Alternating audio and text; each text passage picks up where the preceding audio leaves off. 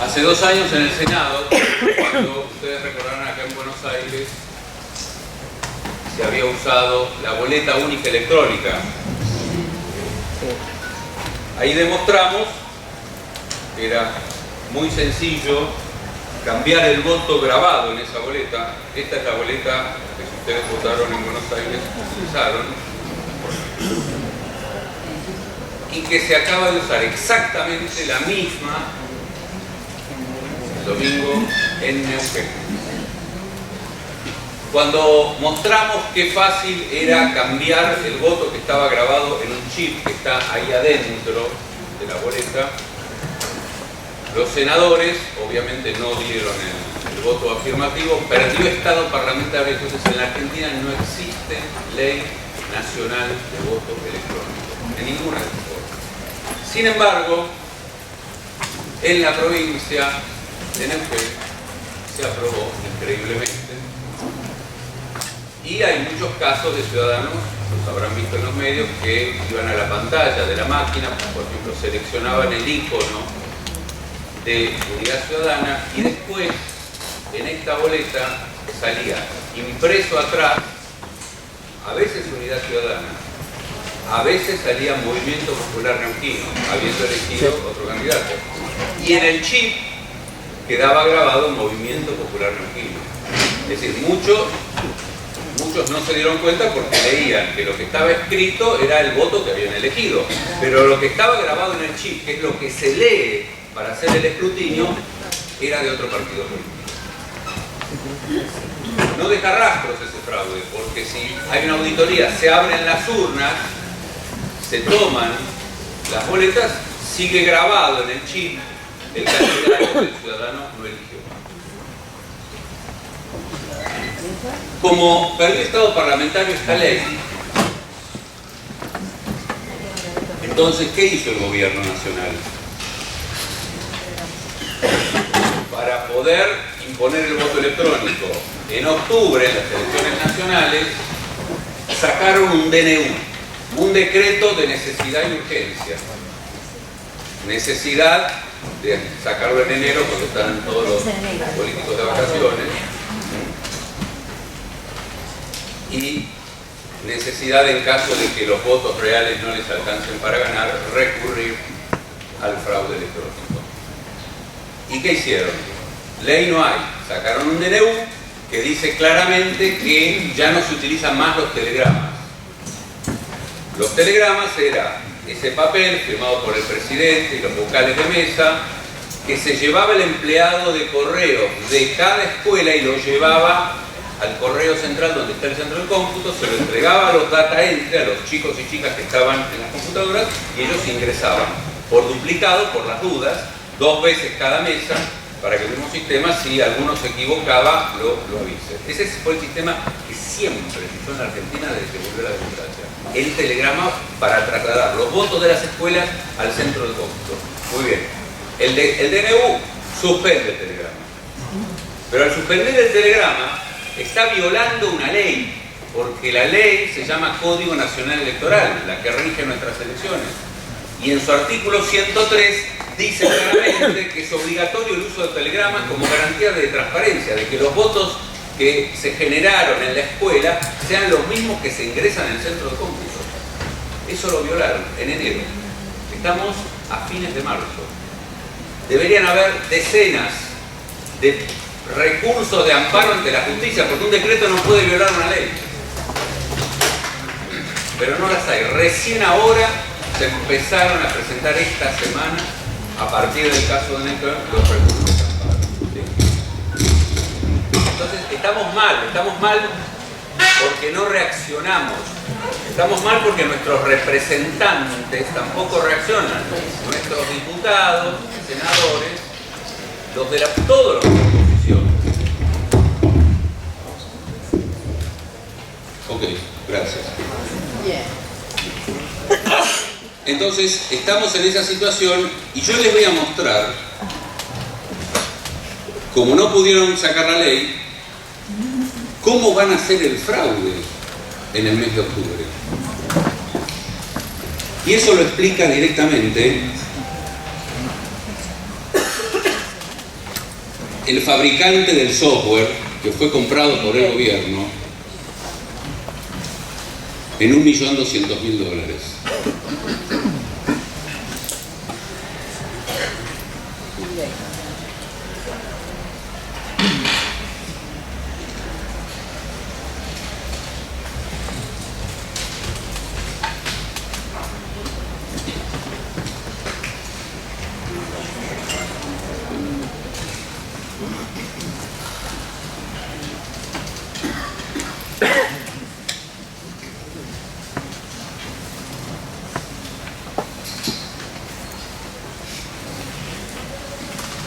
Si ustedes tienen un celular en este momento y ponen Google y escriben Election 360, ese es el nombre del software que compró el gobierno.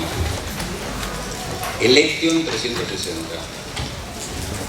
Les va a aparecer la empresa que lo fabrica, que se llama Smartmatic, y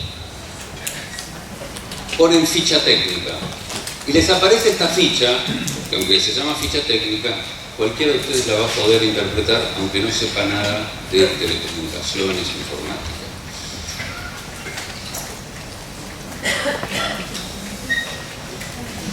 Esa ficha técnica, si la ampliamos, aparece a la izquierda. Esos cuadraditos y circulitos de distintos colores son los escaneos que se van a hacer en cada escuela, uno por mesa. Es decir, las actas de cierre. Como ya no van a existir más los telegramas, lo que sí va a existir y que se pega al lado de la urna es el acta de cierre, donde firman también presidentes y vocales, y ese acta se va a llevar al aula de cada escuela, donde está una computadora como esta y un escáner. Se escanea, son esos cuadraditos, y se transmiten por internet. ¿Hacia dónde? Hacia el centro de cómputo que está acá, correo, donde en ese edificio en azul dibujado están las computadoras donde se recibe electrónicamente esa transmisión. Pero el mismo fabricante nos muestra que van a pasar por un punto intermedio. Un punto intermedio que lo único que nos dice es: y la transforman en información valiosa y manejable. O sea, poner manipulable ya era demasiado, pero ponen manejable. Se acabó el voto secreto, universal. Van a manejar nuestros votos en un punto intermedio. Ahora, ¿dónde va a estar ese punto intermedio? Secreto. Una dirección IP secreta, después lo explica, que se le suministra solamente al que contrató el software, al que lo pagó, a las autoridades, dice el folleto.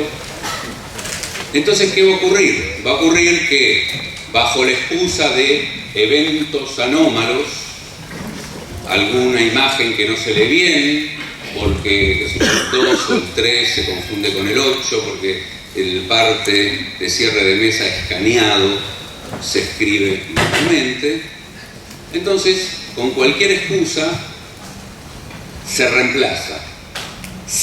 Como ellos dicen, se maneja. ¿Por qué lo van a reemplazar? No sabemos, pero van a manipular nuestros votos. Esto no es una hipótesis, no es, como me preguntan, ¿hay peligro de fraude? ¿Qué peligro? Ya está comprado el software y ellos mismos están diciendo cómo lo van a hacer. La impunidad lleva a esto, a mostrar y decir cómo van a hacer el fraude.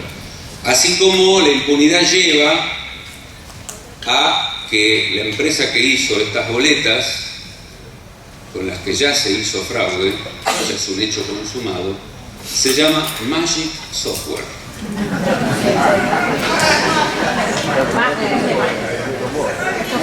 Imagínense la reunión del directorio de Magic Software cuando decidieron ponerle nombre a la empresa. Es una empresa hecha para hacer fraude.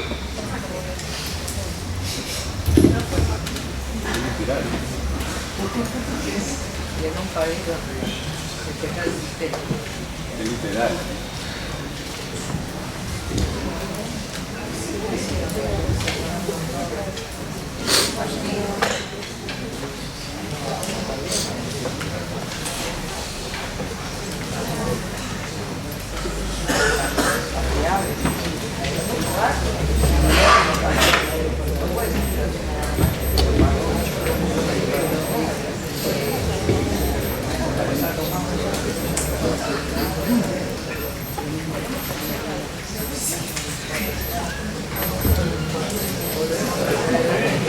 Ahora fíjense ustedes que el fraude electoral en una elección nacional donde se decide presidente, diputados, senadores, gobernadores, etcétera, que se produce cada 4 años, es el acto culminación, es donde se hace efectiva la democracia indirecta. Y hacer esto es el cáncer de la democracia. Se cae el sentido de la democracia porque van a votar por nosotros, van a decidir por nosotros, no vamos a decidir nosotros. Ahora, ¿cómo se convence a la gente de esto? ¿Cómo se convence incluso hasta a los políticos de esto? A través de lo que estamos viviendo hace mucho tiempo, que es el título de la conferencia de hoy, que es la cibercolonización. Si uno mira este gráfico interesante, la evolución del hombre o de la mujer, donde nos encontramos en el último estadio, ya no estamos más de pie, ni siquiera encorvados, ya estamos sentados y mirando la vida a través del celular. Las horas que pasamos permanentemente informándonos, comunicándonos a través del teléfono celular. Y lo peor de todo, adquiriendo conocimientos, saberes a través del celular. Entonces, quien pueda manejar toda la información que nos llega a través del celular y toda la información de nuestra vida privada que también está volcada en ese teléfono celular, puede perfectamente tener control social. Una parte del control social es convencernos, por ejemplo, de que el voto electrónico es la modernidad. En vez de tener los resultados a la 1 de la mañana, los reales, vamos a tener resultados truchos, pero a las 8 de la noche, los vamos a tener mucho antes. Y además nos convencen de que el político que grita fraude después de las elecciones es un mal perdedor. Por eso en Neuquén tardaron tanto en hacer la denuncia, porque la imagen del político se deteriora. La opinión pública dice, está gritando fraude porque perdió. Mal perdedor. Si lo grita antes, si hace lo que estoy haciendo ahora, está avisando que va a haber fraude. Si yo fuese un político, ¿y qué va a opinar la gente alienada a través de estos mecanismos? Va a opinar que, bueno, está hablando de fraude porque ya sabe que va a perder. ¿Sí? Y eso es más importante, eso está en un primer plano, la imagen, la cultura de la imagen, por encima de del momento más importante nuestro, que es cuando ejercemos nuestro voto soberano.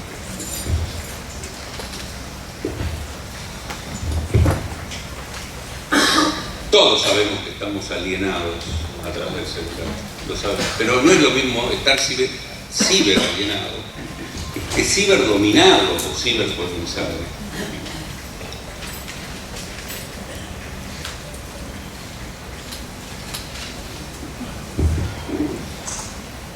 Detrás de nuestro celular están estos chicos, los trolls. Esta es una foto real de un centro de operaciones armado hace ya mucho tiempo atrás por Marcos Peña, desde donde se planifican las campañas sucias, las fake news, y complementado con el trabajo que hace la Agencia Federal de Inteligencia, la EXIDE, llamada ahora, nombre rarísimo, dirección de captación y no sé cuántas cosas más, se alimentan de nuestros datos personales para saber cuál es nuestro perfil, cuáles son nuestros miedos, nuestras incertidumbres, y que los mensajes sean segmentados. No le mando lo mismo al que vive en Flores y es de clase media baja que al que vive en Barrio Norte, de clase media alta, tampoco al que manda a sus hijos a colegios privados que el que los manda a un colegio público. No mando lo mismo una vez que espié los grupos de WhatsApp a quienes están indecisos que a quienes lo votaron a Macri y piensan volver a votarlo. Digamos, hay muchas formas de segmentar. Bueno, se han especializado en eso, con, por supuesto, el asesoramiento de Durán Barba.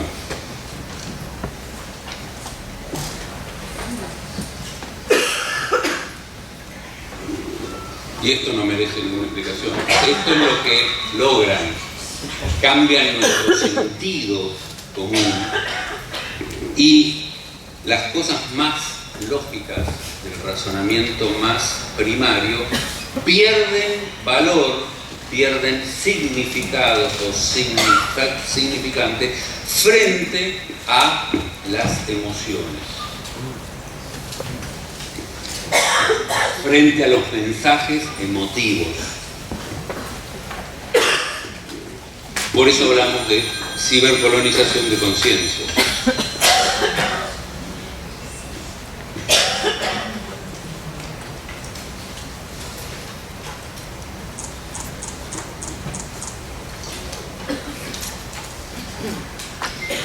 Las redes sociales en los teléfonos celulares están en primer plano. Las relaciones directas, sin pasar por el teléfono celular, la comunicación mirándonos a los ojos y conversando y encontrándonos como estamos ahora en un espacio común físicamente, están en un segundo plano. Los conocimientos, el saber, se adquiere a través de las redes sociales manejadas por algún centro desconocido de espionaje, de control social, y no por el intercambio entre nosotros. Está cada vez más relegado. Redes sociales versus relaciones sociales, no es lo mismo.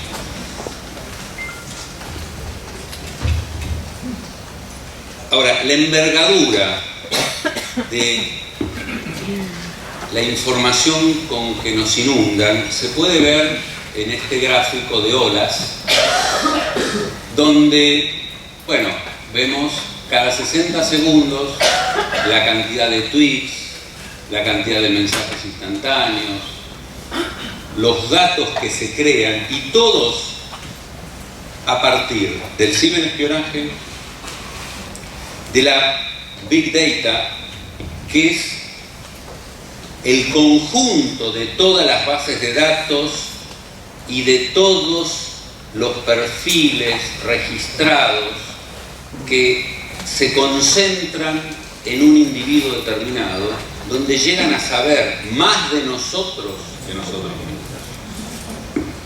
Y a partir de eso se diseñan las estrategias de control social. Y el elemento parte ya de nuestro cuerpo, el celular, es a través del cual capturan nuestra privacidad y además logran ese control social.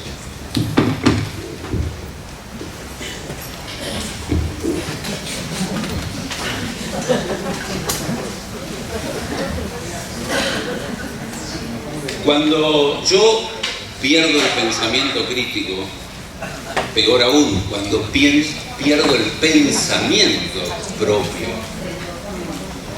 y a mí me dicen a través del celular, me meten en la cabeza que la yegua se robó todo y por eso estamos así.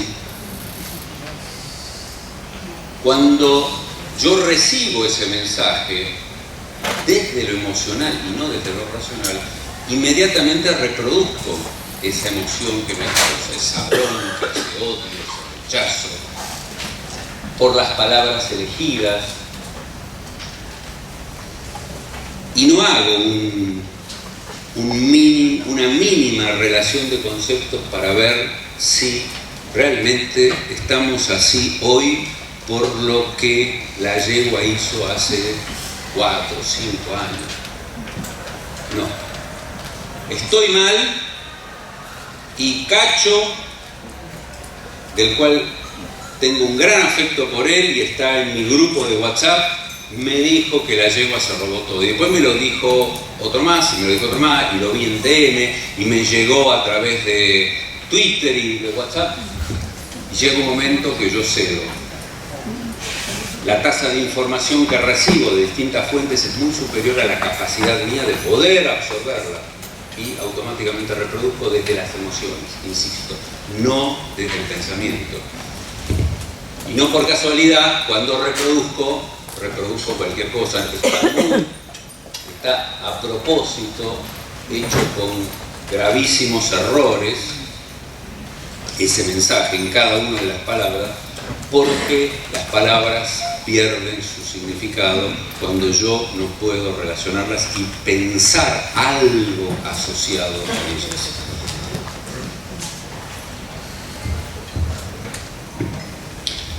Entonces, los mensajes, más allá de la construcción lógica, los mensajes son emocionales, no son racionales, y siempre se montan sobre miedos y o incertidumbres del sujeto que recibe esos mensajes, provocando cambios de conducta o tomas de decisión. ¿Qué es esto del cambio de conducta y la toma de decisión?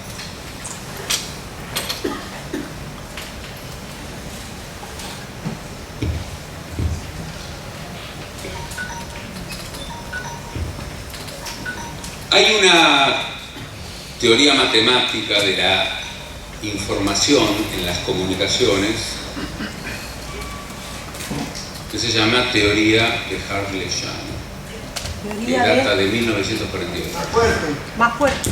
Hay una teoría matemática de la información, cuyos autores son Hartley y Shannon, Hartley en 1928, Shannon en 1948, son la base teórica de todos los sistemas multimediales. Ellos sacaron las fórmulas matemáticas que respaldan y que después los ingenieros en telecomunicaciones las volcamos en desarrollos tecnológicos para lograr este aparatito maravilloso y maldito a través del cual nos conectamos con el mundo y a través del cual adquirimos conocimientos. En esa teoría matemática se dice que la incertidumbre del receptor del mensaje es la que determina la información que yo recibo. Es decir, la información no viene en sí misma acompañando el mensaje, no. La información la construyo yo como sujeto receptor del mensaje de acuerdo a mi nivel de incertidumbre. Si no tengo ninguna incertidumbre acerca de la recepción de un mensaje, por ejemplo, si alguien me dice el sol sale por el este, no resuelve ningún grado de incertidumbre. Yo ya sé que el sol sale por el este. Entonces, ese mensaje lleva 0 bits de información. Ahora, si a mí me dicen el juez Ramos Padilla va a perder la causa, se la van a sacar, bueno, sobre eso la verdad que tengo bastante incertidumbre, pongámosle del 50%, esa información para mí es valiosa. Y cuando esa información es distinta de 0, o sea, tiene un valor cuantitativo, automáticamente eso me lleva a cambiar una conducta o a tomar una decisión. Básicamente, la adquisición o la construcción de un mínimo conocimiento sobre el mensaje que recibo, eso ya es un cambio de conducta. Yo acá en este tweet tomé una frase de Cristina que dice: ¿saben por qué pueden hacer todo esto ustedes? Por la impunidad mediática que tienen. Esa impunidad es la que resume esas tasas enormes de información que nosotros recibimos, que tratan de resolver situaciones de incertidumbre, que pueden ser emocionales o racionales, y sobre la cual tienen absoluta impunidad hasta que nosotros reaccionemos usando sus mismas armas y en el mismo campo de batalla. Entonces, yo contesto, en ese tuit le contesto a Cristina, podemos romperles esa impunidad, tenemos el arma mediática más vista, más leída y más escuchada por todos a nuestra disposición, que son los teléfonos celulares. Y ese es el objeto principal de la charla de hoy.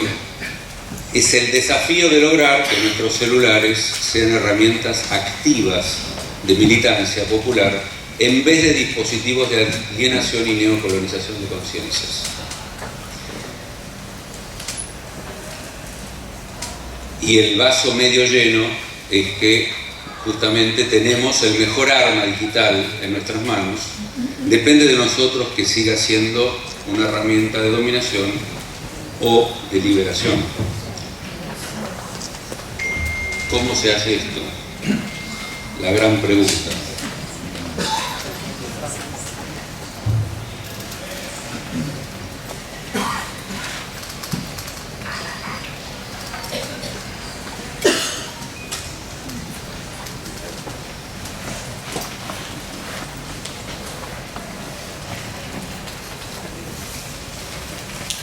No sé por qué pasan tan lentas las imágenes del keynote de una hoja.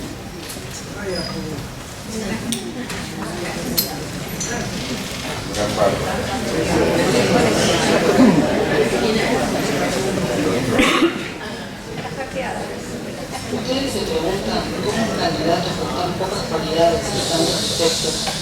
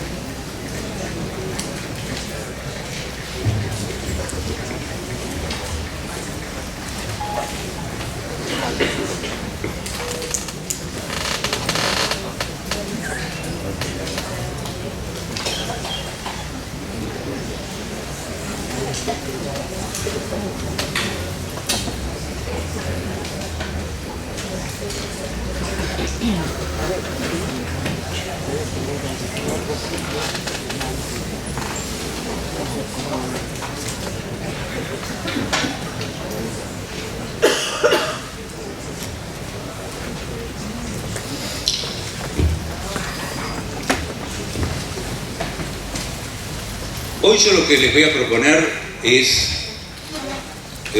empezar a pensar una estrategia en las redes sociales, que es el campo de batalla que ellos han elegido, no solamente el gobierno, sino fue elegida en Estados Unidos y en Brasil para ganar las elecciones. Trump ganó gracias a las campañas sucias en las redes sociales. Bolsonaro también ganó gracias a la campaña sucia, con las fake news, polemizando conciencias.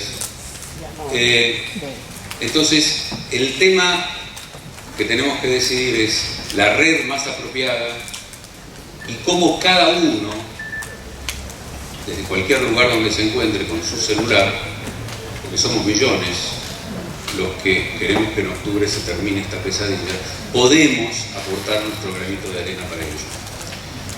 Y para esto podemos usar tecnología acompañada de los teléfonos celulares para lograr el mayor alcance de los mensajes, armar colectivos como ya se están armando en Twitter, en Facebook, en Instagram, pero tenemos que saber pensar los mensajes, porque en esos colectivos lo que nos unifica en una campaña que estamos haciendo diariamente son los hashtags. Esas palabritas o 2 o 3 palabras juntas que tienen adelante el símbolo numeral y que son los temas que nos vinculan. Pero junto con ese hashtag está el mensaje que nosotros construyamos y que depende solo de nosotros. Y ahí es donde yo les propongo poner en primer plano un mensaje emocional y en segundo plano un mensaje racional. Porque si nosotros apelamos, por ejemplo, a este mensaje, que ya lo escuchamos muchas veces a través de los medios, donde la estamos pasando mal, todos la estamos pasando muy mal, quizás peor que en el peor de los gobiernos que hayamos tenido, y muchos dicen, pero esta es la realidad, antes vivíamos una fantasía. Yo prefiero sufrir, no poder pagar la luz, quedarme sin llevar a mis hijos a un colegio privado, perder la prepaga, pero saber que vivo la realidad, que yo no puedo aspirar en este país con lo que se robaron, etcétera, etcétera, no puedo aspirar. Lo otro era una fantasía. Entonces, llegar a eso, que es casi el síndrome de Estocolmo,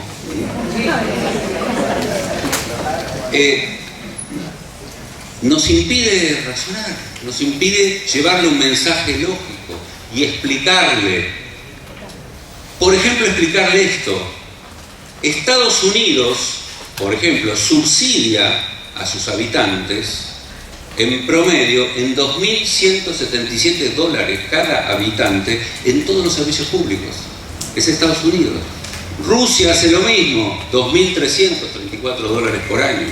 Y así una serie de países, tomando solamente Estados Unidos. En Estados Unidos la gente no dice esto. Pagan un servicio público que pueden pagar gracias a que hay un subsidio muy fuerte por parte del Estado, de derecha o de ultraderecha, neoliberal, como lo quieran denominar. Entonces, cuando uno les muestra, pero, a ver, pensá un poquito, si en Estados Unidos ellos no están viviendo una fantasía, o también están viviendo una fantasía, como vos viviste hace 4 años, ¿vas a decir lo mismo, que les saquen los subsidios para que paguen mucho más los servicios públicos? Y uno, cuando trata de llegar a eso, si el receptor tiene empatía con nosotros, es posible que tengamos éxito. Si no tiene empatía y ya nos puso la etiqueta de cucas o de K, olvídense de apelar al razonamiento más elemental. Y si uno trata de armar proposiciones que surgen de la lógica, como por ejemplo los mensajes del presidente. El presidente hace 2 semanas atrás, en el velorio de su papá, dijo: es un ejemplo a seguir. Y después, ¿qué dijo? Estaba vinculado a una red de corrupción, de extorsión. Entonces, si uno relaciona la proposición A con la proposición B, llega a una conclusión inmediata. Tenemos que ser delincuentes. Eso uno puede plantearlo, por supuesto, en un mensaje de tweet, pero vuelvo a insistir, siempre y cuando estemos mandando esa información a un individuo que tiene un mínimo nivel de incertidumbre respecto de Macri. Si se trata de alguien que no es Macri, es un genio. Es el que nos llevó a la realidad, nos sacó de la fantasía, es el ejemplo a seguir. Todo lo que pueda decir él o todo lo que pueda decir Elisa Carrió, que no tiene ni pie ni cabeza, no tiene sentido. Entonces me resuelven mi incertidumbre de esa manera, me la resuelven emocionalmente. Yo adhiero a esa figura que me han vendido y que me han instalado. Y además que me lo dijo Cacho, me lo dijo Susanita, etc. Y yo quiero pensar también como ellos, o sentir lo mismo que ellos.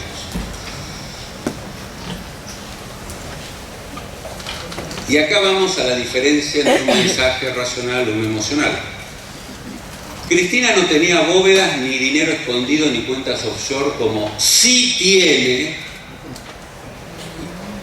Y si ponemos Macri, perdimos. Si ponemos como sí tiene el presidente de la nación, perdimos. El mal presidente, perdimos. Porque inmediatamente el sujeto se pone a la defensiva. Pero si decimos el mal hijo y mala persona, todos han comentado la barbaridad que dijo de su padre. Dijo que era un delincuente, de su padre muerto.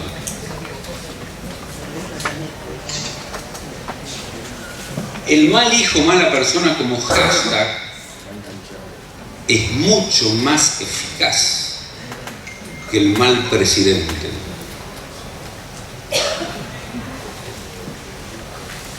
Porque hay muchos que piensan que es un buen presidente, o que recibió la herencia que recibió y está remando contra dulce de leche y repostero. Dulce de leche repostero. Entonces, pero claro, lo mínimo que dicen los macristas, qué barbaridad lo que dijo, cómo se le escapó el odio que le tiene al padre, etcétera, etcétera. Después de eso, si leyeron ese tag y coincidieron emotivamente con nosotros, que pensamos, qué tipo, ¿no? Qué mal, qué hijo de, qué hijo de. Podemos agregar otra causa sin mérito. O sea, es otra causa más contra Cristina que pierde mérito. Entonces se ve que hubo, yo no sabía que había otra. Bueno, acá tenés, hubo otra. Hasta poder llegar a construir, bueno, robó, y puede ser que haya robado, no sé si robó. Por ahí yo estoy convencido y ustedes están convencidos que no robó, o tienen dudas de si robó. Obviamente no un PBI porque es un absurdo total, nadie puede robar un PBI. Pero puedo apelar a esa repetida muletilla de roba pero hace. Yo estaba mejor, robo, bueno, que siga robando, pero yo estaba mucho mejor. Y desde el punto de vista ético yo digo, yo rechazo eso, como que robó pero estaba mejor. No, pero yo tengo que partir del conocimiento previo del sujeto, no puedo pisar por encima de eso. Entonces le planteo la duda, entro con una pregunta, ¿y si robó pero estabas mejor? ¿O no estabas mejor? Siempre la pregunta ataca más eficazmente la incertidumbre y el miedo del receptor que una afirmación. Esa es otra pauta a tener en cuenta para cuando construyan sus mensajes en esta campaña que les estamos proponiendo.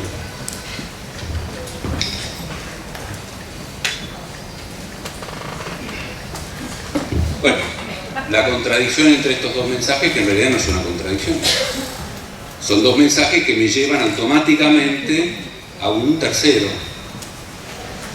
que es la incertidumbre de A resuelta por ese mensaje.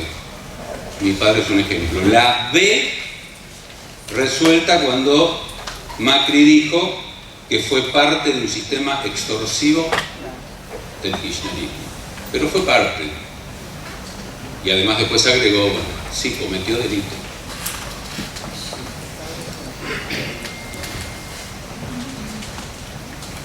Cuando acertamos con los hashtags que toman en cuenta lo emocional, y un componente importantísimo de lo emocional es el humor, que muchas veces nos reímos junto con un amigo macrista o ex macrista. Hay una zona ahí dentro del humor que la compartimos todos. nosotros hemos logrado, con algunas decenas de militantes digitales, lograr tendencia en Argentina. Por ejemplo, en este caso, los trolls, los 5.000 trolls que tiene el gobierno contratados, con sueldos, que trabajan 8 horas todos los días, con equipos, con tecnología, con computadoras y con caños de fibra óptica de muy alta tasa de información, instalaron en primer lugar Macri te vuelvo a elegir. Nosotros, con menos de 50, logramos en la Argentina estar en segundo lugar con otro. Chau Macri.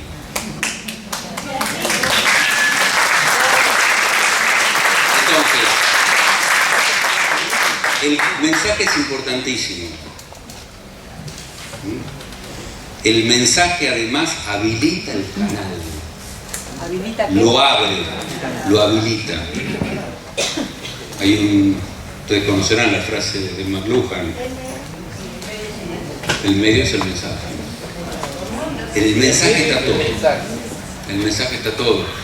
Nosotros podemos poner computadoras, y ahora les voy a mostrar, ponemos computadoras para que ese mensaje se multiplique geométricamente y llegue no solamente a sus seguidores, que pueden ser 100.000 o 20.000, sino llegue a millones.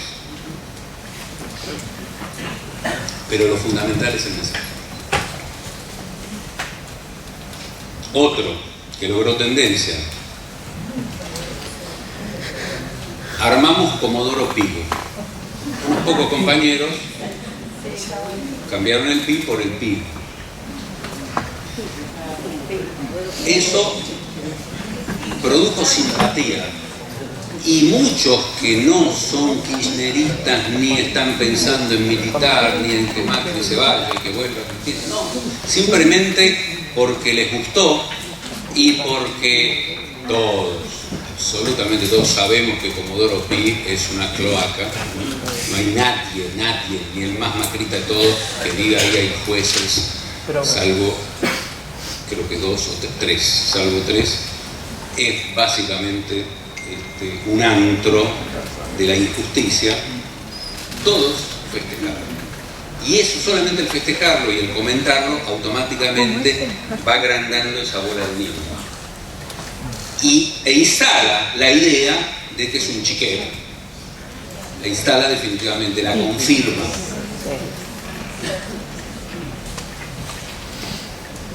Bueno, esto se ve medio borroso, pero se los cuento rápidamente.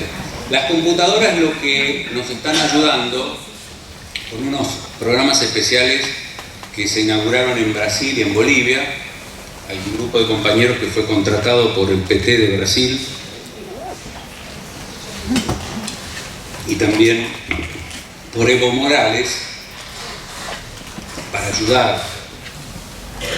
Por lo menos en la segunda vuelta de Bolsonaro se logró llegar a 10 millones de brasileños, con un grupito de compañeros contados con los dedos de una sola mano, pero donde se analizan, las computadoras nos dicen cuáles son esas palabras clave que la gente repite, o no que repiten, esas palabras que producen atracción.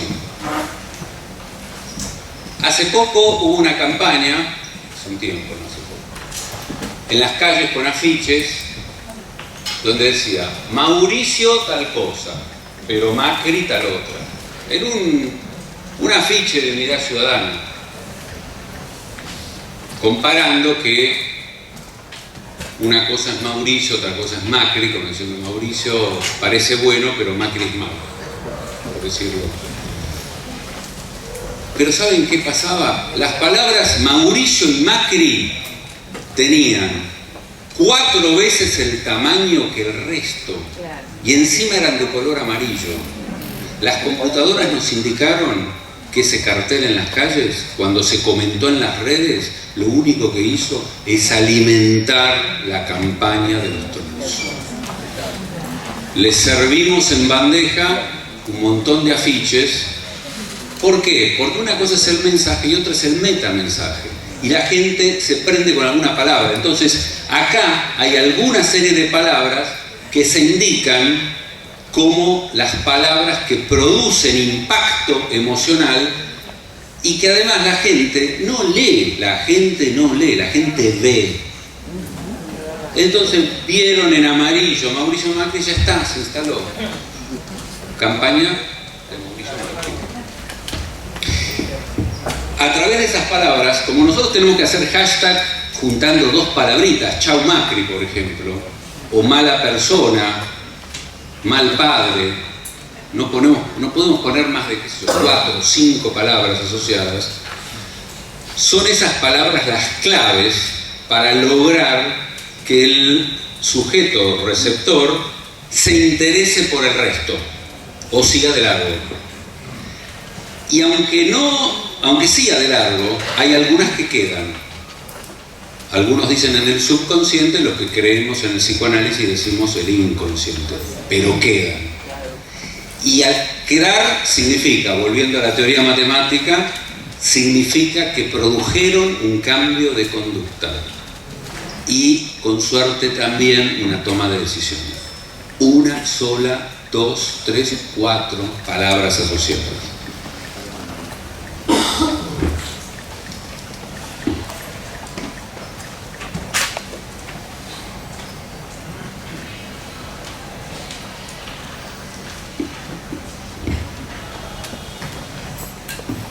Les cuento que en esta alta casa de estudios tuvimos la enorme suerte, gracias al apoyo de sus autoridades y de profesores de hace mucho tiempo en esta casa, de lograr que este primer cuatrimestre, por suerte antes de las elecciones de octubre, se empiece a dictar un seminario nuevo que depende de Extensión Universitaria y que se va a llamar Cibercolonialismo, Ciberespionaje y Control Social en las Redes Sociales. Muy largo, pero de eso se trata. Y donde, raro, pero por suerte, nos hemos juntado ingenieros con lingüistas, hay sociólogos, hay psicólogos, licenciados en comunicación, licenciados en sociales. Es decir, es un seminario no solo para filosofía y letras, sino para la Facultad de Ciencias Sociales, donde todas estas disciplinas son fundamentales para poder diseñar campañas que nos liberen de la cibercolonización. Con el primer objetivo, que es en octubre, pero después, si llegamos a ganar en octubre, que yo pienso que sí vamos a ganar.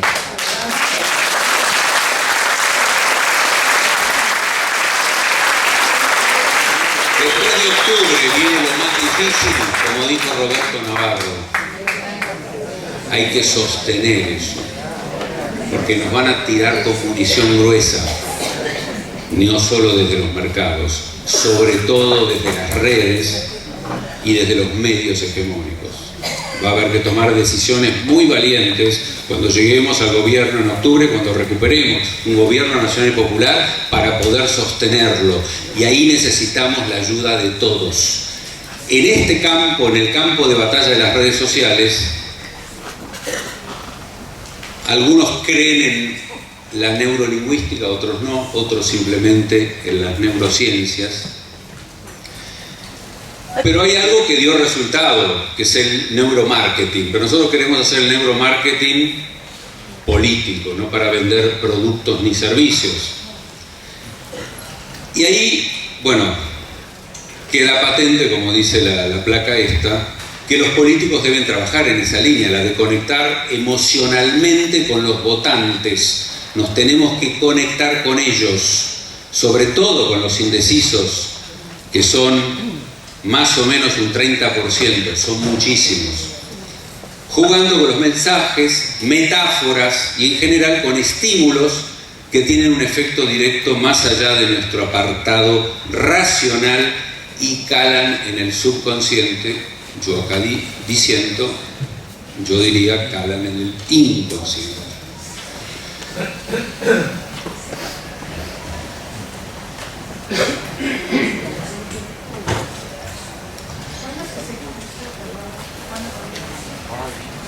¿Cuándo comienza? No, ya sé que la pregunta está. Yo estoy mirando a Ivana y a Graciela. Ya lo ubiqué a Graciela, a nuestra decana. Les presento a la decana de la facultad, Graciela Morgado.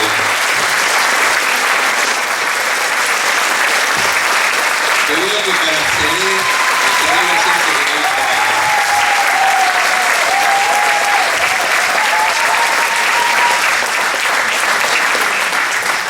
agradecerle por supuesto a ella que podamos tener esta charla y también obviamente que es la última palabra en la facultad para que se haya aprobado este seminario.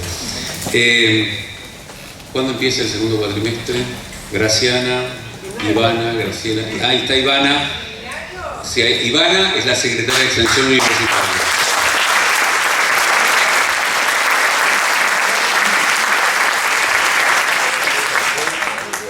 Fin de abril, a fin de abril. Hay que anotarse, por supuesto. Sí. Después te voy a pasar el micrófono para que digas cómo se anotan. Dale. Sí.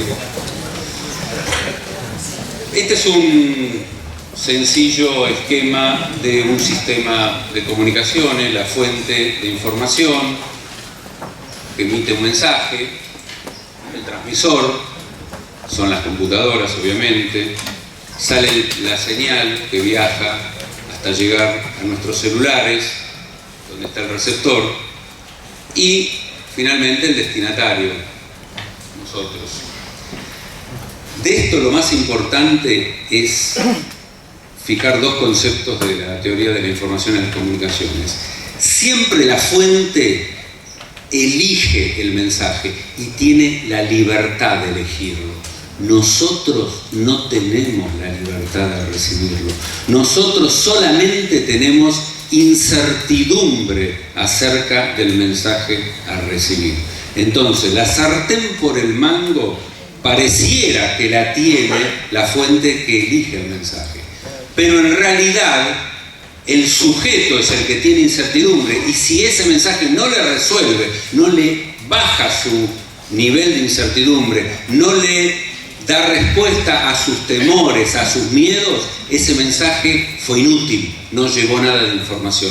Entonces, cada vez que pensemos un mensaje, hay que ponerse en la piel y en la cabeza y en la alienación del que lo recibe. Desde ese lugar del receptor, del indeciso, es como nosotros vamos a pensar mejor cada mensaje que mandemos a las redes. Y lo que les decía antes, si lleva información, ese sujeto va a cambiar una conducta o tomará una decisión. Esto está absolutamente verificado. Una conducta puede ser dejar de odiar, porque lo que han hecho con las campañas sucias es fomentar el odio. Pero no solo el odio hacia Cristina o a la yegua o a cualquier cosa que tenga que ver con el peronismo. El odio a veces contra el vecino de enfrente, ese choriplanero que vive de los planes sociales y que está ahí rascándose el ombligo mientras yo me rompo el lomo todos los días laburando 10 horas, y él, gracias al gobierno kirchnerista, está ahí viviendo de planes sociales. Entonces, ese odio al vecino, absolutamente irracional, y no entendiendo que gracias a esos planes sociales se incrementó el mercado interno, gracias a eso teníamos salud, teníamos educación, no puede asociar eso, solamente lo ve al vecino y odia a su vecino. Entonces, nosotros tenemos que empezar a bajar eso, logrando empatía con el receptor. Y quizás el último objetivo de todos, después de que logremos varios mensajes con él, sea que empiece a dejar de odiar a ese vecino que gracias a sus planes sociales, él, el que se rompía el lomo y se sigue rompiendo 10 horas, 8 horas por día, tenía trabajo y ahora está aterrorizado por perderlo si es que no lo perdió ya. Bueno, gracias a esos planes sociales, Macri llegó hasta el 2019. Claro, porque lo sostuvo, exactamente. Ese es otro, exactamente. Ese es otro, es muy buena la acotación, gracias.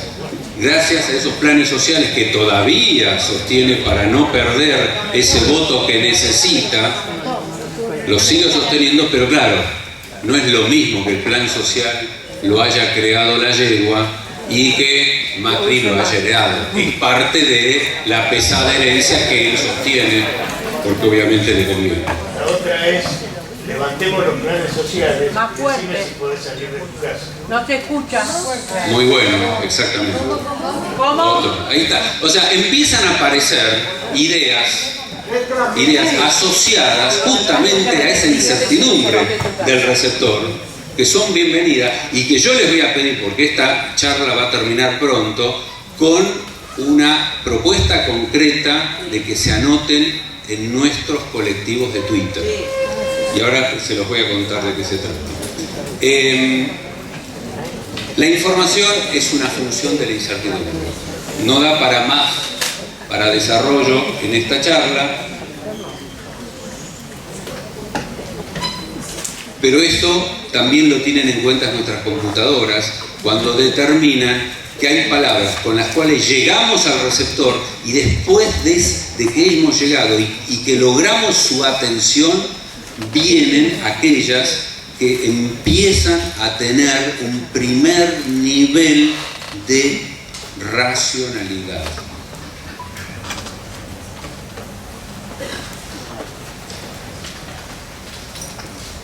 Para dejar esto, que es matemática y que está muy lejos del alcance de muchos en esta charla, solamente una idea que es muy útil para que ustedes piensen los mensajes que seguro van a empezar a partir de hoy a transmitir y acompañarnos en nuestros colectivos de militancia en redes, es que la información que llevan los mensajes, que se va sumando, la información del mensaje A más la del mensaje B, como son función de la incertidumbre, y la incertidumbre se mide con las probabilidades, la estadística, que es una ciencia matemática.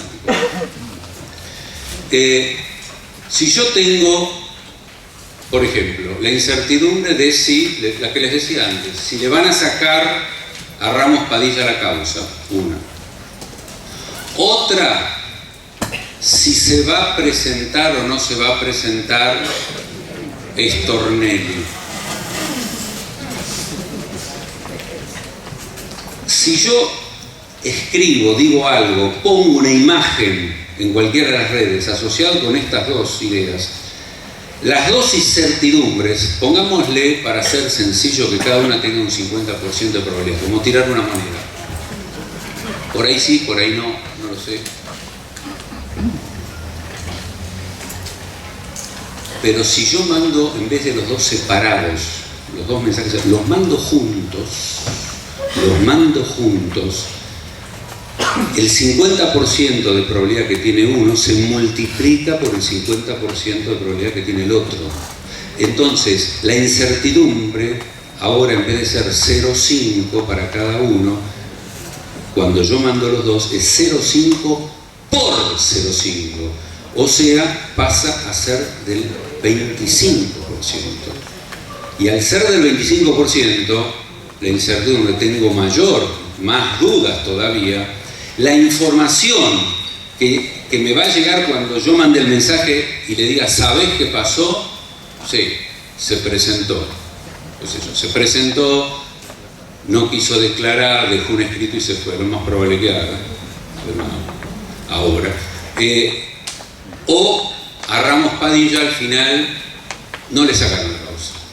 Entonces, ahí el mensaje tiene más valor. Y si tiene más valor porque la probabilidad de ocurrencia bajó, la información subió, es una función inversa, logarítmica pero inversa, al llevar más información, ese individuo va a tener como resultado un cambio de conducta y una toma de decisión mayor que si mandamos los mensajes por separado. Esto es cuando, vuelvo a repetir, hemos logrado conseguir la empatía del receptor del mensaje.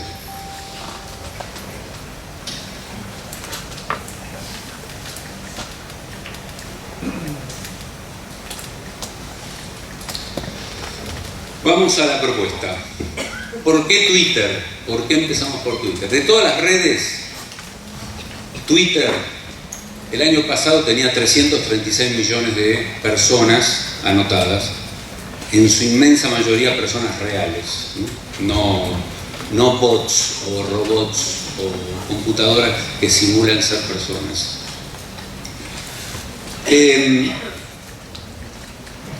Y es la red más pública de todas.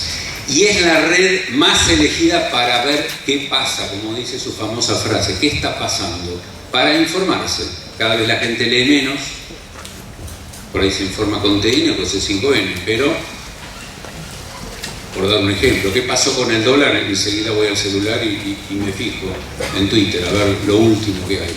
Porque si busco en Google, me aparecen varios ítems, no sé cuál es el último, tengo que poner en herramienta que sea de la última hora, después veo que hay un montón que son publicitarios, tardo un minuto en encontrarlo. En cambio en Twitter pongo dólar, chac, en el acto, es instantáneo. Mensajes instantáneos, red pública, y en Argentina, de esos que hoy ya son casi 400 millones, en Argentina hay alrededor de 5 millones de personas que usan Twitter. Entonces podemos llegar hasta 5 millones de personas. Es el 1,6% argentino de los tuiteros.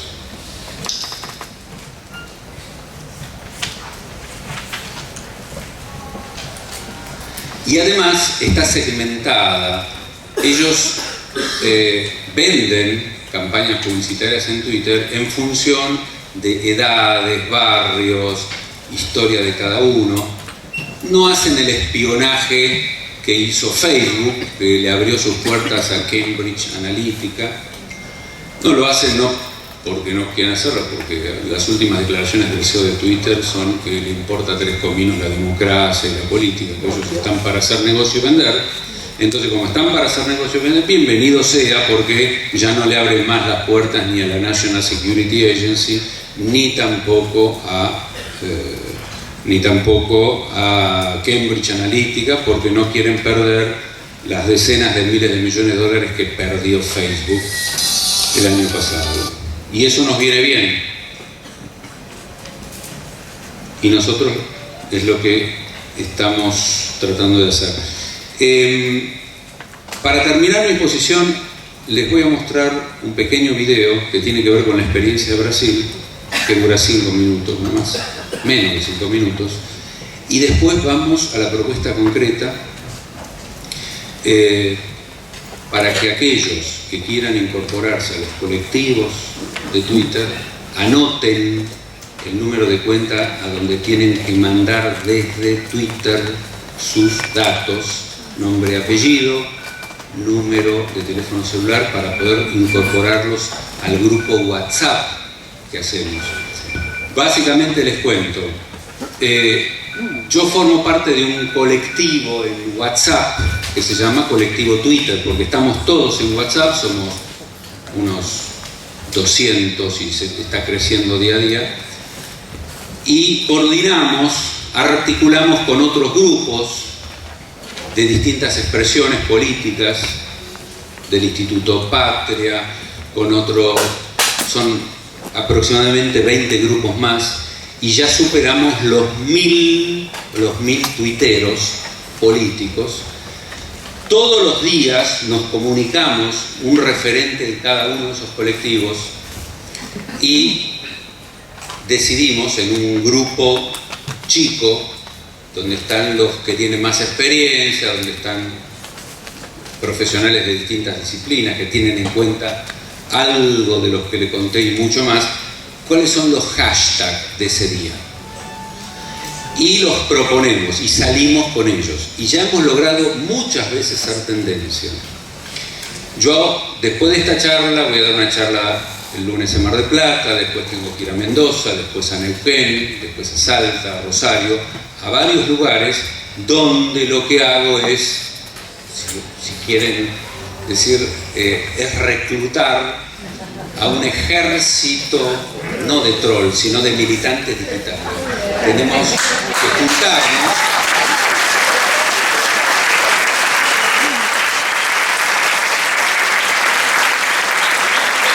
Ustedes habrán visto que cada vez es más difícil que la gente salga a la calle.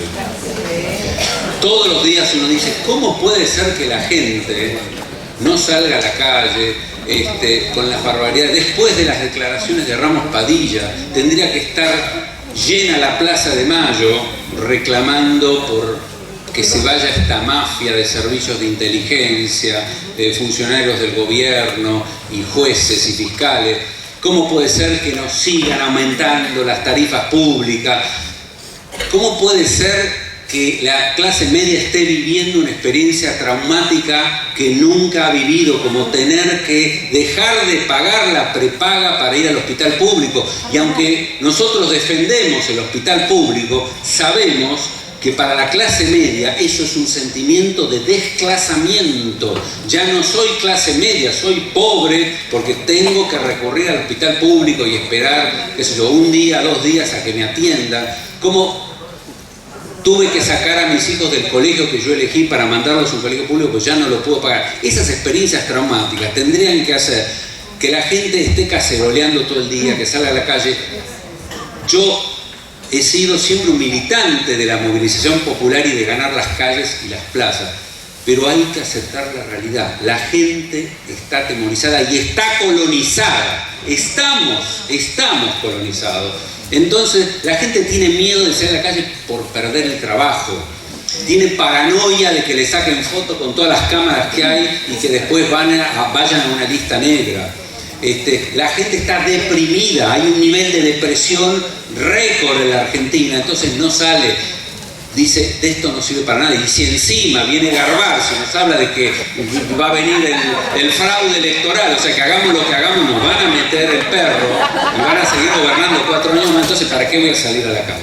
Bueno, este es el efecto colateral que tienen estas cosas de tomar conciencia de lo que nos está pasando. Pero entonces es muy difícil lograr movilización popular. Ayer fuimos frente a tribunales. Está bien, algunos dicen que había 60.000 personas, pero no tenía que haber 60.000. Ahí tenía que haber 1 millón de personas. 1 millón de personas. Entonces, a ver, ellos no hacen movilizaciones, no hacen piquete, no hacen semaforazos, no salen a tomar la plaza, la calle, y nos han ganado, varias veces nos han ganado, sin sacar a la gente a las calles. Han utilizado las redes y los medios hegemónicos de comunicación para eso. Nos han colonizado y no necesitan tener militancia en la calle, necesitan tener trolls o mercenarios, hacer campañas sucias. Entonces, nosotros tenemos que dar ese campo de batalla en las redes y tenemos que pensar, romper con los prejuicios setentistas de que solo con la movilización popular y las luchas en la calle vamos a lograr que cambie. Es cierto lo que siempre repite Eduardo Aliberti, el límite del ajuste es la resistencia de los ajustados solamente, pero esa resistencia la tenemos que hacer en las redes ya, porque ellos, los 5.000 trolls de que les hablé, los reclutaron hace poco, ya tenían otros tantos y están aportando todos los cartuchos, porque si no les da resultado, y no les va a dar resultado, que lo vuelvan a votar a Macri, van a hacer fraude, porque ya tienen la herramienta disponible. El as de basto de ellos son las redes sociales. El as de espada es el fraude electoral. ¿Es irreversible la utilización de esa herramienta o todavía se puede dar marcha atrás? No, podemos dar marcha atrás. Primero, hay que presentar recursos de amparo masivos, todas las asociaciones, partidos políticos, contra la eliminación. Pero yo ya abro el paraguas y les digo lo que van a responder. Van a decir, ah, ¿quieren telegrama? Ok, les vamos a dar el telegrama. Van a, en el mejor de los casos, para nosotros, van a anular el decreto, por ahí se anula, lo ordena judicialmente, o algún juez honesto, que todavía quedan unos cuantos, anulan el DNU, entonces se instala el telegrama, pero no van a sacar la transmisión electrónica. Entonces, la transmisión electrónica va a llegar en segundos al centro de cómputo, y no depende de los chicos de los data entry, entra automáticamente. Y la otra va a llegar, qué sé yo, 2 horas, 3 horas después, se va a comparar, se va a detectar el fraude, pero ese fraude que se va a detectar el día de los comicios, va a requerir una presentación judicial y que actúe la justicia después en el escrutinio definitivo. Y en la Argentina nunca en ninguna elección se abrieron las urnas masivamente.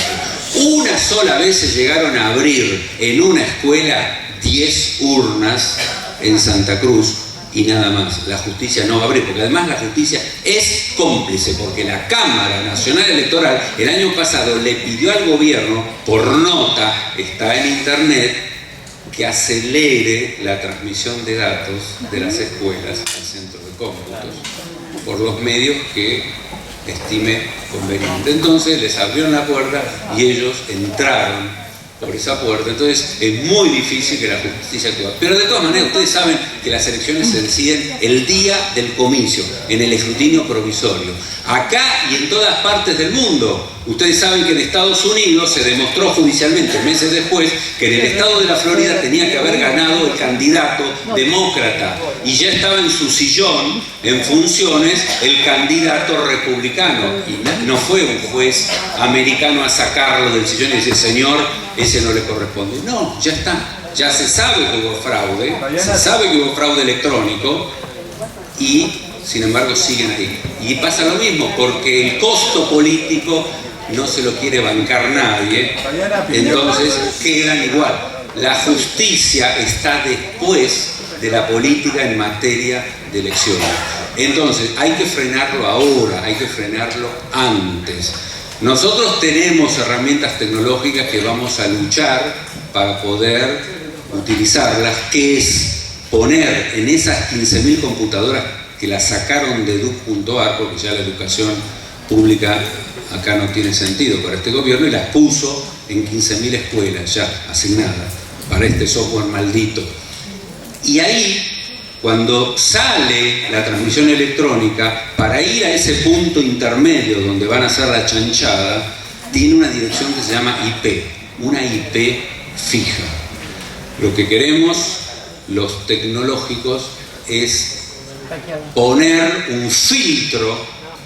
un filtro para que solamente la transmisión electrónica vaya a la IP del correo, que no pueda ir a ninguna otra IP. Eso es una herramienta técnica que descartamos, que ya estamos seguros que la van a rechazar. Pero digo, hay distintos frentes de batalla. El más importante es la concientización de todo el mundo de este fraude tan fácil de entender. Y bloquearlos. Sí, termino con esto para crear sentido. Son 2 o 3 minutos del video y atiendo todas las preguntas que quieran. No tengo límite de horario, si me dejan. Ustedes se preguntan cómo un candidato con tan pocas cualidades y tantos defectos puede conseguir el apoyo táctico nacional. Ustedes ya intentaron argumentar racionalmente con esas personas, pero parece que ellas están absolutamente decididas y te tratan inmediatamente como un enemigo ante una postura mínimamente contraria. Hasta tu tía, que siempre fue simpática contigo, ahora ataca tus publicaciones políticas en Facebook. Pues bien, les contaré una historia. El principal nombre de esta historia es un hombre llamado Steve Bannon. Él tiene una visión de extrema derecha nacionalista. Tenía un sitio web en en donde expresaba sus puntos de vista, que coqueteaban con el machismo, la homofobia y la xenofobia, entre otros. Su sitio, al comienzo, tenía poca visibilidad, y su sueño era que sus ideas se propagaran con más fuerza en todo el mundo. Para eso, Bannon contrató una empresa llamada Cambridge Analytica. Esa empresa consiguió datos de Facebook de millones de cuentas de perfiles de todo el mundo, de todos los tipos de datos acumulados por Facebook, posteos, comentarios, mensajes privados, entre otros. Con la tenencia de estos datos y utilizando algoritmos, esta empresa podría trazar perfiles psicológicos detallados de los individuos. Tales perfiles serían utilizados para saber cuáles personas estarían más predispuestas a recibir determinados mensajes. Aquellos dispuestos a creer en teorías conspiratorias sobre el gobierno, por ejemplo, o que presentaban alguna contrariedad con el escenario político actual. La estrategia consistiría en hacer que aquel individuo susceptible de esos mensajes cambiase su comportamiento, se radicalizase en sus posturas. Como las personas comenzaron a recibir las noticias y a percibir el mundo principalmente a través de las redes sociales, no es difícil manipular las informaciones, y si se puede manipular las informaciones a las que una persona tiene acceso, puede controlar la manera en que ella percibe el mundo, y con eso influenciar la manera en cómo se comporta y lo que hace. Los posteos en Facebook te pueden hacer más feliz o más triste, te dejan con rabia o con miedo. Y los algoritmos saben identificar los cambios de comportamiento por el análisis de los patrones de tus posteos y comentarios. Así, individuos con perfiles de derecha con un tradicional discurso de no me gustan los impuestos fueron radicalizados tornándose en perfiles paranoicos en relación al gobierno y determinados grupos sociales. La manipulación es realizada a través del miedo, con mensajes que estimulan un sentimiento de impotencia y de incapacidad de defenderse. Estimulan un sentimiento de somos nosotros contra ellos, lo que cierra a la persona a argumentos racionales. Sitios y blogs fueron fabricados con noticias falsas para bombardear directamente a las personas influenciadas por este tipo de mensajes. Además de esto, fue explorado también un sentimiento de anti lo establecido, anti medios tradicionales y anti todo lo que hasta ahora estaba. Cuando las personas reciben varias noticias de forma directa sin verlas y esas noticias no repercuten en los informativos, llegan a la conclusión que los grandes medios mienten, que esconden la verdad que ahora ellos saben. Si antes los medios tradicionales de comunicación podían manipular a la población, esta manipulación debía ser hecha abiertamente, ante los ojos de todos. Ahora, todos tenemos páginas que nos mandan mensajes de forma directa. Nadie sabe qué tipo de información está recibiendo la persona que tenemos al lado o cuáles son los mensajes que están construyendo su percepción de realidad. Con ese poder en las manos, Bannon consiguió popularizar entre los jóvenes a All Right, un movimiento de extrema derecha norteamericana, que resultó de las protestas unadas a la derecha el año pasado en Charlottesville, Virginia. Bannon trabajó en la campaña presidencial de Donald Trump, siendo un estratega de su gobierno. La empresa Cambridge Analytica trabajó también en el referéndum del Brexit, que fue ganado principalmente por argumentos originados de noticias falsas. Cuando la manipulación se comenzó a distinguir, Mark Zuckerberg fue llamado al Senado norteamericano para testificar. Para quien entendía lo que pasaba, quedó claro que la democracia de la nación más importante del mundo había sido hackeada. Pero los congresistas poco entendían del medio social. ¿Y quién estaría dispuesto a admitir que la democracia puede ser hackeada a través de la manipulación de los individuos? Zuckerberg solo estaba pensando en establecer un modelo de negocios lucrativo con la venta de anuncios direccionados, decía.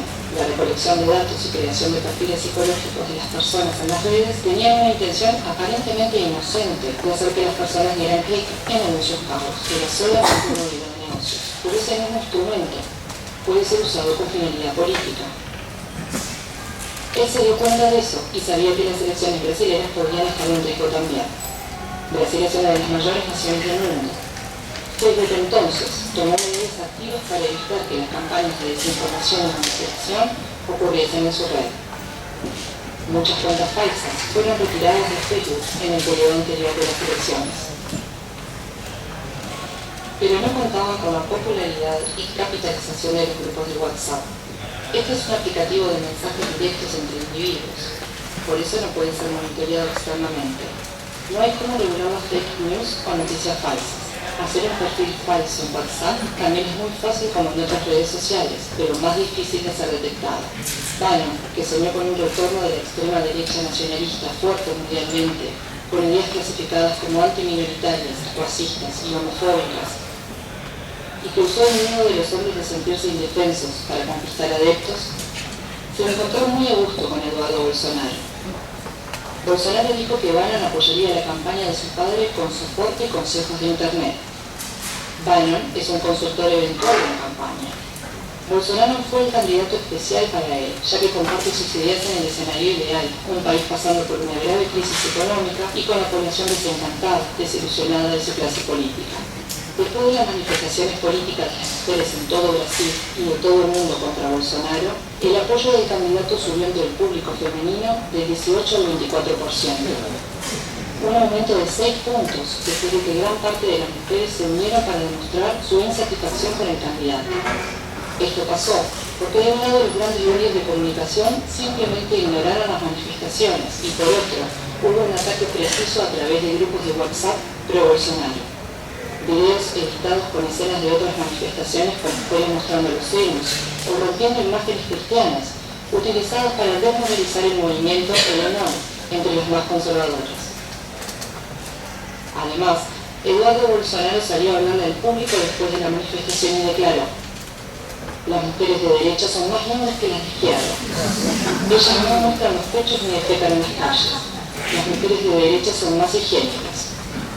Esta declaración, que puede parecer pobre o estúpida, es hecha como medida para estimular el sentimiento de repulsión, de rechazo para con el otro lado. Esto no es una novedad. La máquina de propaganda del nazismo alemán asociaba a los judíos con las ratas. El discurso era que los judíos estaban infectando las ciudades alemanas, así como las ratas lo hacían. Ese es el discurso que asocia el sentimiento de repulsión hacia una determinada población, lo que hace que el individuo se quiera identificar con el lado limpio de la historia. He aquí ese 6% de las mujeres que se pasaron a identificar con Bolsonaro. Ahora nos es posible comprender por qué es tan difícil utilizar argumentos racionales para dialogar con el elector de Bolsonaro. ¿Te das cuenta ahora del nivel de manipulación a lo que tus amigos y familiares están expuestos? La pregunta es, ¿qué hacemos? No adelanta confrontarlos y acusarlos de ser influenciables o engañables. Eso solo provoca que se cierren y que clasifiquen como uno de los enemigos que está del otro lado. Es una línea muy fina, ya que si le decimos a alguien que es manipulado, puede sentir que lo estamos tratando de burro o de tonto, lo que solo va a generar un intercambio de insultos improductivos. Tengamos empatía. Esas personas no son todas malas. Están manipulando sus emociones y siendo sometidas a una percepción de la realidad muy distinta a la tuya. La única manera de cambiar su pensamiento es hacer que esas personas perciban ellas mismas que no hay argumentos que fundamenten sus creencias. Digamos que las personas defiendan racionalmente sus opiniones políticas. Estemos abiertos a oírlas, pero continuemos siempre preguntando más y más hasta percibir que llegamos al punto en que la persona se da cuenta que no existen argumentos para responder. Preguntémosle, por ejemplo, ¿por qué decidiste por este candidato? ¿Por qué pensás que va a cambiar las cosas? ¿Pensás que él está preparado? ¿Conocés sus propuestas? ¿Su historia como político? ¿Cuál realización de él aprobás? Si percibimos que la persona no está pronta para debatir, retirémonos de la discusión. No agredamos ni ofendamos, ya que este comportamiento radicalizaría el somos nosotros contra ellos. Tengamos en mente que los discursos en los que esa persona cree fueron introducidos en ella de manera que hubiese una verdadera identificación emocional, tornándose en una especie de segunda identidad. No es de un momento a otro que algo así se cambia. 2 de las democracias más importantes del mundo ya fueron hackeadas utilizando técnicas de manipulación. No vamos a dejar que esas fuerzas nos pongan unos contra otros. No podemos dejar que rompan nuestro tejido social de manera irrecuperable.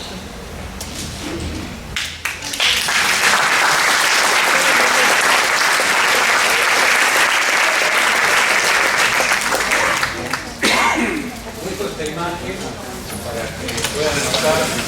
Micrófono.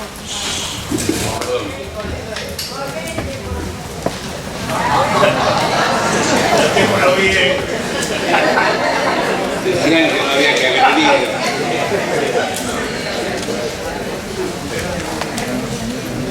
Bueno, para los que quieran integrarse a estos colectivos, de militancia en las redes, necesitamos que primero abran una cuenta en Twitter, que es algo muy fácil, y si no le preguntan a un amigo, a un hijo. ¿Cuántos tienen cuenta en Twitter? Levanten la mano. Bueno, la gran mayoría. Okay. Los otros le preguntan al compañero cómo abrir una cuenta en Twitter. Necesitan solamente suministrarle a Twitter su número de teléfono celular y o el correo electrónico que tenga, responder un par de preguntas, esperar que le llegue un código de habilitación, usarlo y ya está, ya tienen la cuenta abierta. Como es prácticamente el mismo mecanismo que en cualquier otra red social. Una vez que hicieron eso, le mandan a un compañero nuestro que se dedica a inscribirlos, a meterlos en los grupos de WhatsApp, donde les mandamos todos los días los hashtags a usar para que después los pongan en sus mensajes. Ahí está, Cabo Reyes 3, Cabo Reyes 3. Tienen que poner el nombre de ustedes, su número de celular y si tienen alguna experiencia en redes, el nombre de usuario. Obviamente el nombre de usuario lo van a tener porque entraron a Twitter, pero pueden tener también en Facebook o en Instagram. Y todos los días tenemos horario. Nosotros, por ejemplo, si se anotan en el colectivo donde yo participo, que se llama Colectivo Twitter, ahí todos los días el colectivo abre sus puertas 18:30 horas y termina a las 22 horas. En ese rango horario les va a llegar el hashtag que vamos a usar ese día y la hora o las horas en que vamos a salir. Por ejemplo, todos juntos a las 20 o todos juntos a las 20, a las 20:30 y a las 21. O los que no puedan, porque en ese momento todavía están trabajando o están cenando, van a tener otras opciones, salir a las 21, 21:30 o 22. Es muy importante que con nuestros mensajes, acompañando el hashtag, el que a ustedes se les ocurre, o una imagen que sacaron de internet o una foto que ustedes tomaron, salgamos a la misma hora, porque Twitter cada 11 minutos mide la cantidad de tweets asociados a un hashtag y ahí determina la tendencia. Si nosotros estamos entre las primeras 20 tendencias, los medios masivos de comunicación, radio, televisión y también internet, todos los productores buscan a ver de qué está hablando la gente, qué es lo que hoy le preocupa, cuál es el tema, y utilizan para eso fundamentalmente Twitter. Se meten en la lupita de Twitter y ven de qué está hablando la gente. Entonces sirve ganar una tendencia, porque sabemos que el tema y los mensajes y los más interesantes o los más efectivos emocionalmente, insisto, suelen aparecer después en las redes. Después hay programas como el de Gustavo Silvestre y otros más en C5N que también ponen sus hashtags, que logran a diario ser tendencia. Muchas veces nos enganchamos con esos hashtags. La recomendación es no poner más de 3, porque si ponen más de 3 se pierde el efecto, y nosotros recomendamos, por la capacidad de lectura, entre comillas, de la gente, no poner 1, 2 o 3. Entonces a veces nos enganchamos con el de C5N y después agregamos otro nuestro, y a veces entre todos los colectivos, que ya pasamos los 1000 tuiteros, nos ponemos de acuerdo con uno y después agregamos otro del colectivo al que nosotros pertenecemos. Pero es importante salir todos juntos, no en cualquier momento del día, para ser más efectivos. Y para que la bola de nieve de algún mensaje o algún posteo, como nosotros lo llamamos, llegue a la mayor cantidad de gente posible.